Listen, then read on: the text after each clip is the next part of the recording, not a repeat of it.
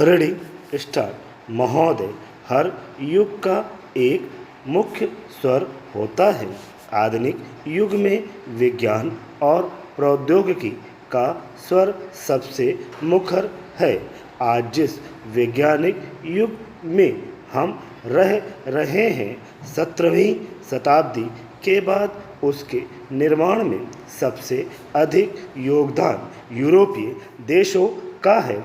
यह बात अलग है कि इससे पहले भारत, चीन और अरब आदि एशियाई देशों ने विज्ञान के क्षेत्र में अनेक उपलब्धियां प्राप्त की थी और यूरोप के देश इन उपलब्धियों से लगातार लाभ उठाते रहे।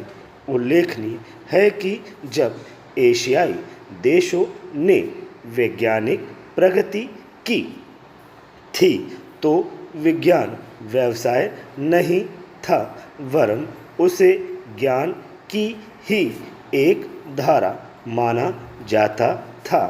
लेकिन आधुनिक युग में विज्ञान हमारे जीवन का अभिन्न अंग बन गया है और कोई भी देश विज्ञान और प्रौद्योगिकी की प्रगति के बिना आगे नहीं बढ़ सकता। पैराग्राफ 6। स्वतंत्रता से पूर्व ब्रिटिश शासन काल में अंग्रेजी न केवल शासन की भाषा थी, बल्कि ज्ञान विज्ञान की व शिक्षित व संपन्न समाज की भी भाषा थी। लेकिन यही वह समय था जब अनेक संतों, सुधारकों, मनीषियों और नेताओं ने अपने विचार के प्रचार व प्रसारण के लिए हिंदी को माध्यम बनाया। अपनी दूरदर्शिता के कारण उन्होंने ऐसी भाषा को अपनी भावधारा के प्रचार का साधन बनाया जो सारे देश में बोली और समझी जाती थी।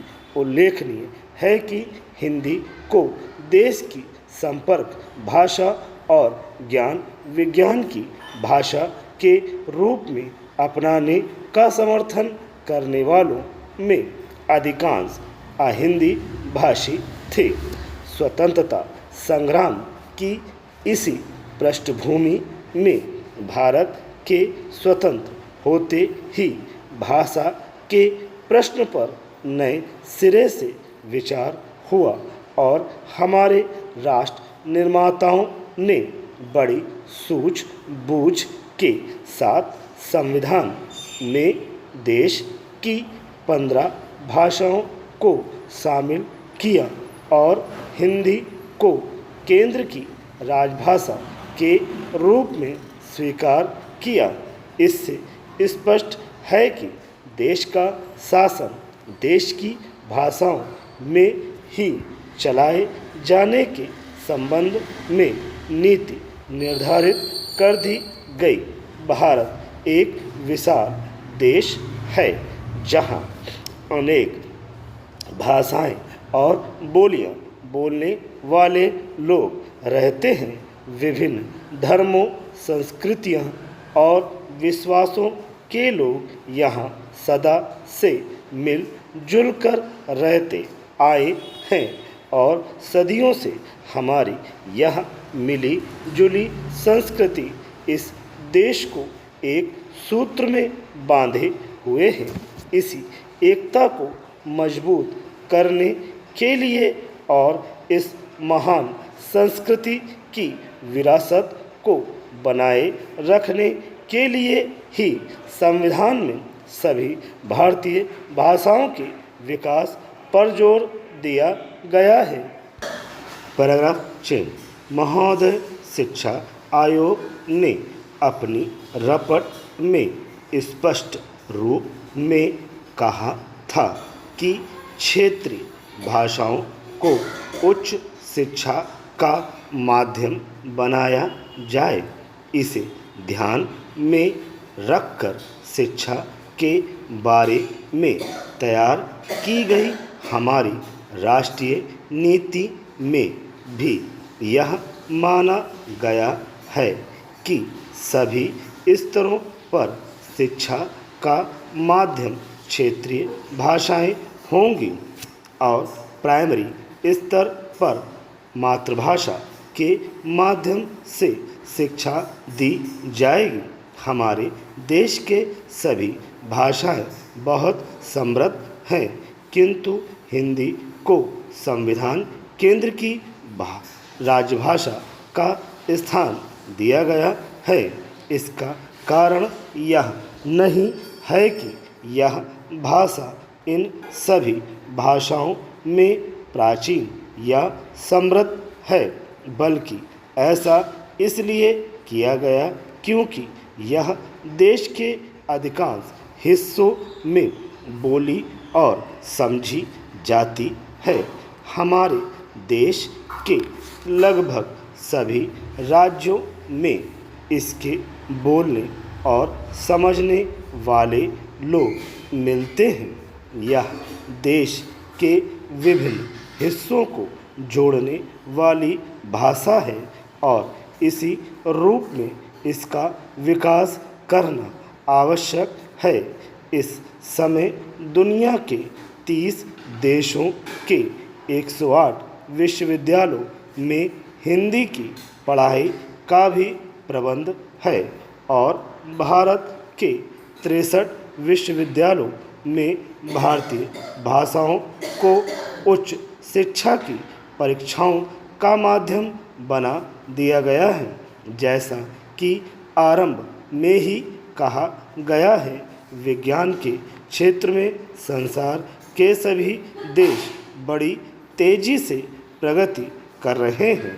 इसलिए यह आवश्यक है कि हमारा देश भी विज्ञान और प्रौद्योगिकी की दौड़ में पीछे न रह जाए। आज के वैज्ञानिक युग में प्रतिदिन नए आविष्कार और नई नई खोजें हो रही हैं। इनकी जानकारी का साधन मुख्य रूप से हमारा वैज्ञानिक साहित्य ही है, अतः उनका स्तर ऊंचा उठाना और उनको जन समुदाय की पहुंच के भीतर लाना बहुत आवश्यक है, जिससे कि आम आदमी को यह साहित्य उपलब्ध हो सके। पैराग्राफ 6। जहाँ तक हमारे देश के विज्ञान व प्रौद्योगिकी शिक्षण संस्थानों में हिंदी को माध्यम के रूप में अपनाने का प्रश्न है, इस संदर्भ में हमारे पास 2 मॉडल हैं। एक जर्मन मॉडल है, जिसके अंतर्गत तकनीकी शब्दावली तक उनकी अपनी भाषा है, और दूसरा जापान है, जहां चिंतन और अभिव्यक्ति की भाषा जापानी है और तकनीकी शब्दावली अंग्रेजी। हमें अपने देश में विज्ञान और प्रौद्योगिकी का शिक्षण हिंदी में देने के लिए सबसे पहले वैज्ञानिक और तकनीकी साहित्य हिंदी में उपलब्ध कराना होगा। यह काम अनेक संस्थाएं कर रही हैं, जैसे वैज्ञानिक तथा तकनीकी शब्दावली आयोग, केंद्रीय हिंदी निदेशालय। पैराग्राफ 6। अध्यक्ष महोदय, यह सच है कि सर्वाधिक एड्स की घटनाएं मुंबई में हुई हैं और उसके बाद पूर्वांचल में हुई है। स्वास्थ्य मंत्रालय को इस बात की जानकारी होगी कि यह सारे हिंदुस्तान की समस्या है, किसी प्रदेश की समस्या नहीं है। एड्स की बीमारी घातक है। पिछले दिनों बंगलोर में 5 मौतें हुई जो एड्स के कारण हुई और उनमें 2 विदेशी थे और 3 स्वदेशी थे। पैराग्राफ 6 गोवा में